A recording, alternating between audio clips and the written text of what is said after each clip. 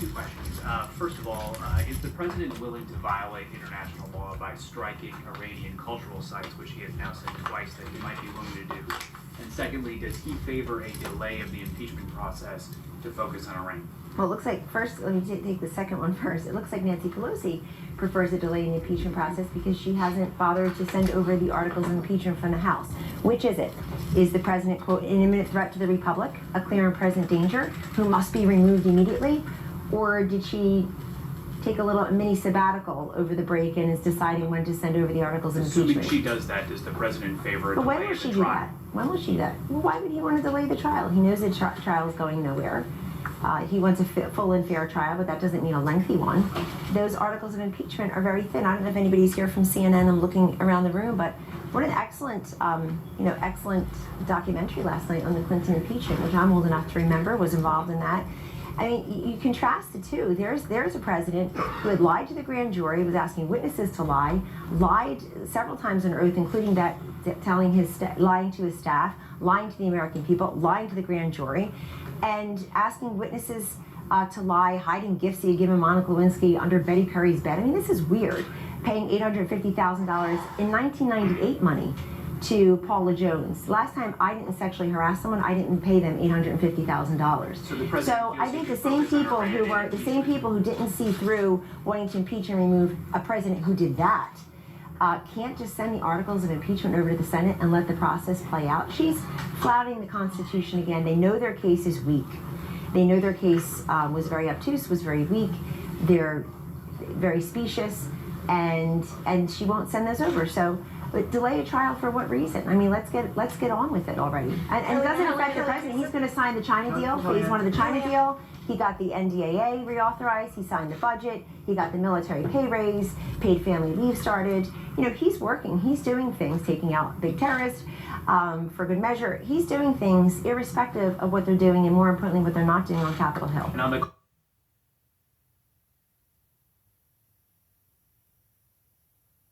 cultural sites. So, Secretary Pompeo said yesterday that we will be within the law, and I think that Iran has many strategic military sites that you may say are also cultural sites.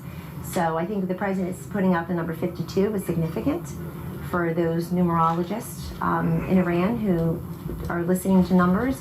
That's the number of hostages they took 40 years ago when talking about a weak president, President Jimmy Carter. I wish him the best now, but he was a very weak president when it came to that. They took our hostages and they released them as soon as President Reagan took office, of course.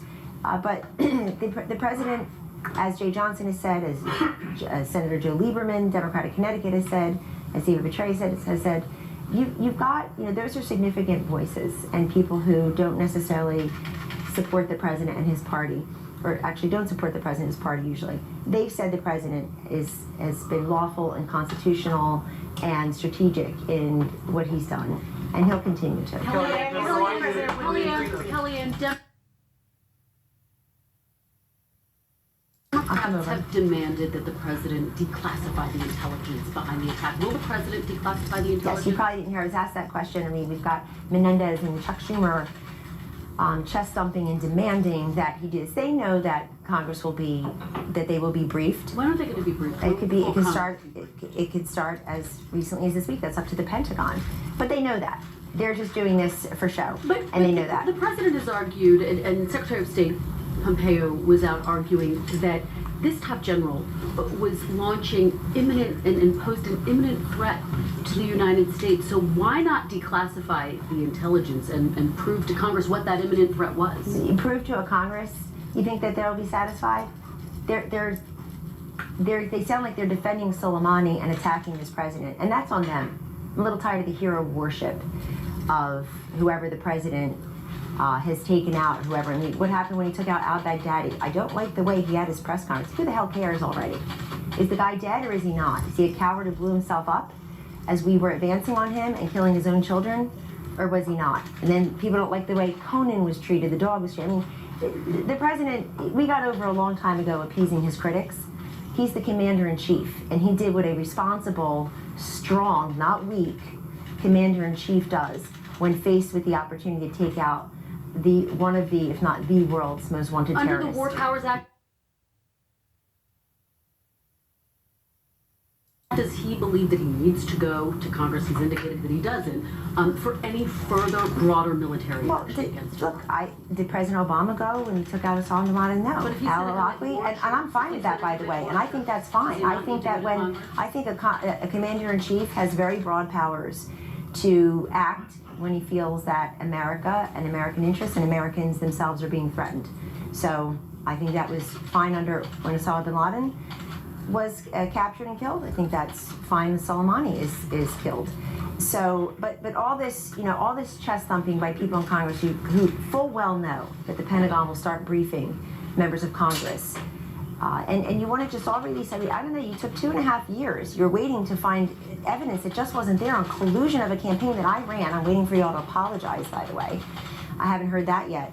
You're waiting. Somehow you knew the evidence would be there. You knew the evidence would be there. But somehow there's not going to be evidence of an imminent attack from a bloodthirsty, murderous thug, evil criminal who had already taken the lives of hundreds of Americans and maimed and injured thousands more. You need to see the evidence of that, but somehow you knew the evidence of collusion was there. Guys, don't ruin your own reputations.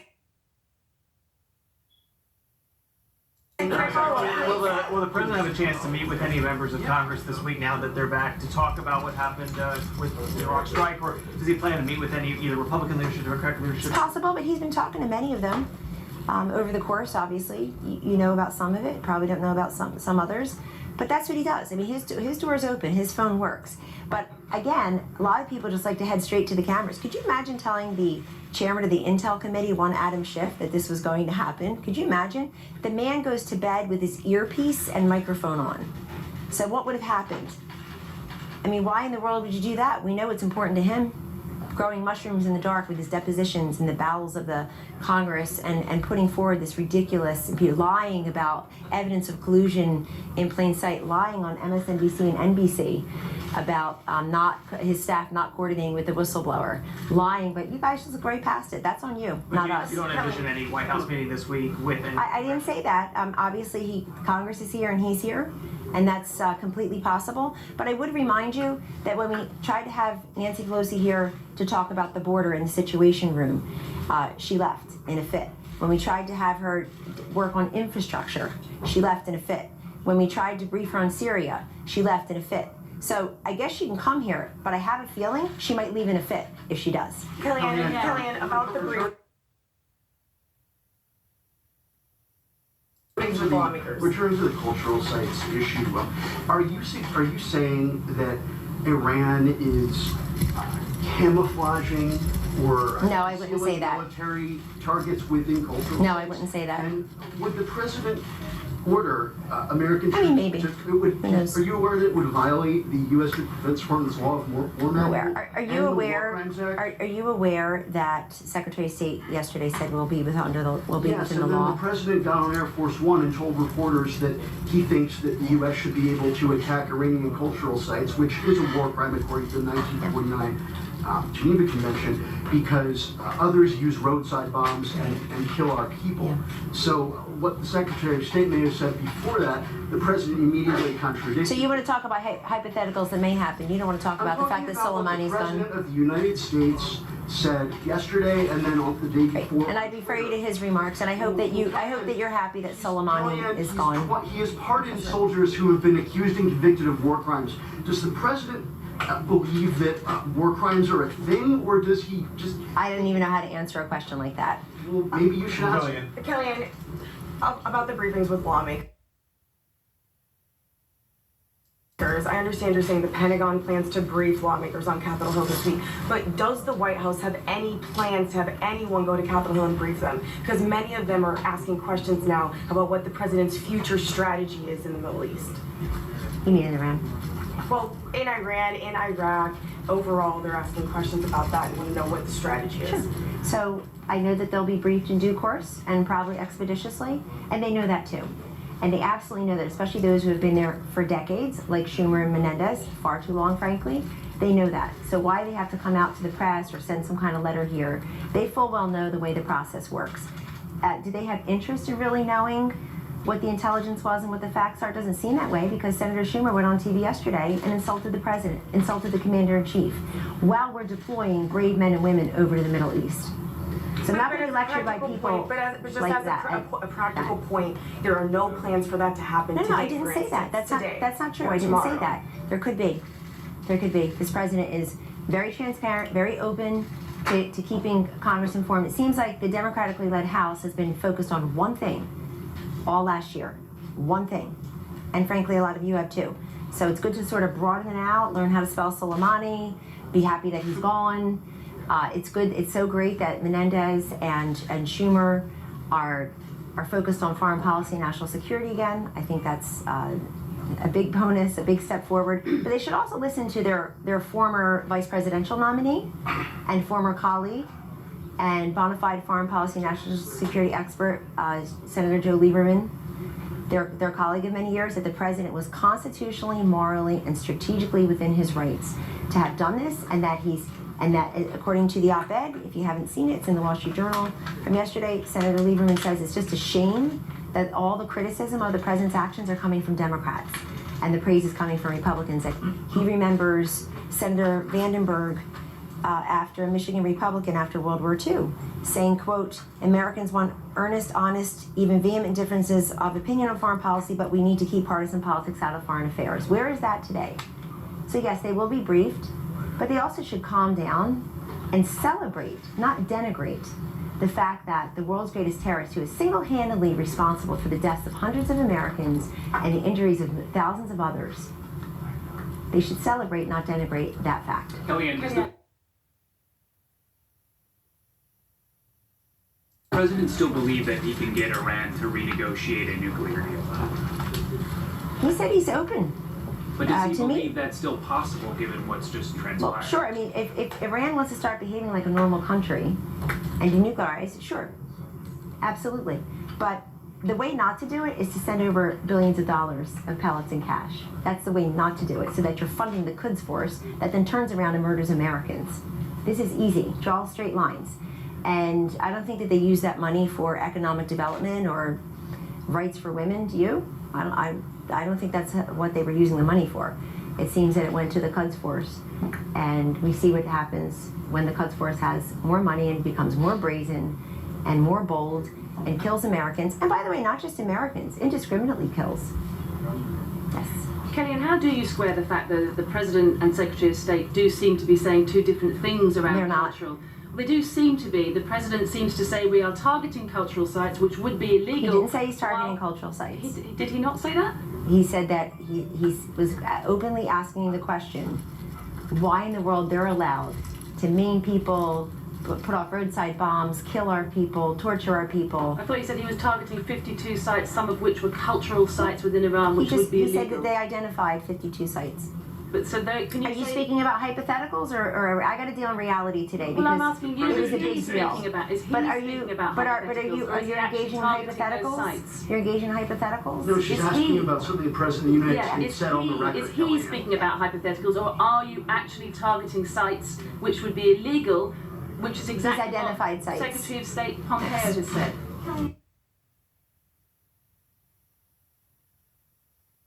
Adam Schiff isn't ruling out another article of impeachment against the president. Is there some concern that Democrats are just going to keep dragging this out for the Such an oxymoron to be the chairman of the Intelligence Committee.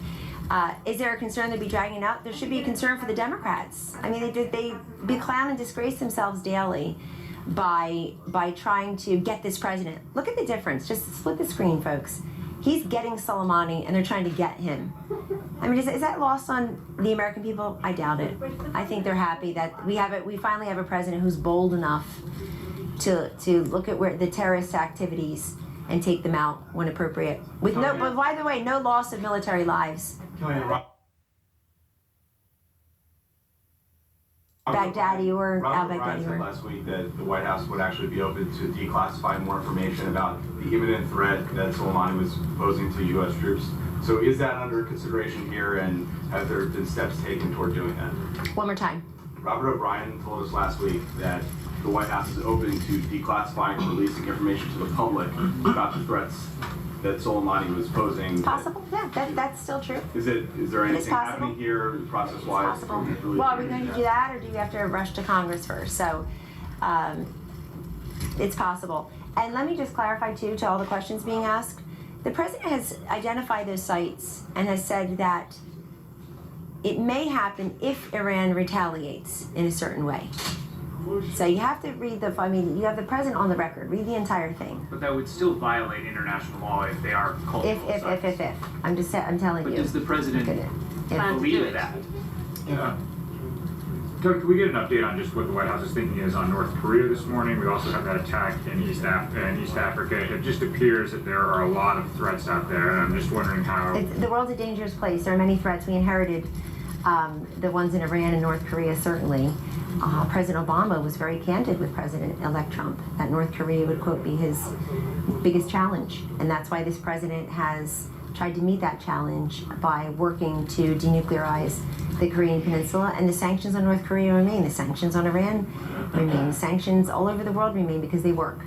And we're watching, obviously, what Chairman Kim Jong-un is doing. We're watching what's happening in East Africa. And the fact is, it is a dangerous place, but it was a very dangerous place with ineffective leadership coming from Washington to take out people like Soleimani, and that's fine. But this president, he didn't do it in the first 3 minutes, in the first 3 hours, in the first 3 days, first 3 weeks, first 3 months. He did it in the first 3 years. Obviously, Secretary Pompeo, before he got to state, was a CIA director. He sent Soleimani in his sights for all 3 years he's been here. And our government certainly has. And the president said, I believe he said 18 months in one of his statements or one of his calls. And that's exactly right. So this doesn't happen. These battleships don't turn around overnight. It's hard to get out of things that are have been escalating and marinating for a very long time. But the president will continue to do that. But obviously his first and most solemn duty is to protect Americans, American lives, American interests, and America herself. It's at 9 o'clock. We have to go. Is it business as usual or is it a heightened alert here at the White House? Pardon? Is it business as usual or is it a heightened alert? Heightened alert for what? Just the threats that are out there. I mean, we have Iran. I mean, War, we don't know how Iran's going to act. We don't know how North Korea's going to act. Obviously, Yes, we should be on heightened alert, but we should have been on heightened alert before. I mean, a U.S. contractor was killed on December 28th, and Soleimani was plotting to do more. He got caught in the act. So of course we're on high alert. Always. We as a country should be vigilant. Kellyanne, the president for the past 2 years has denigrated intelligence agencies. Why should we believe the same agencies that he has previously said are making things up against him? Why should we believe them for them now if you said not to believe them before? Thank you.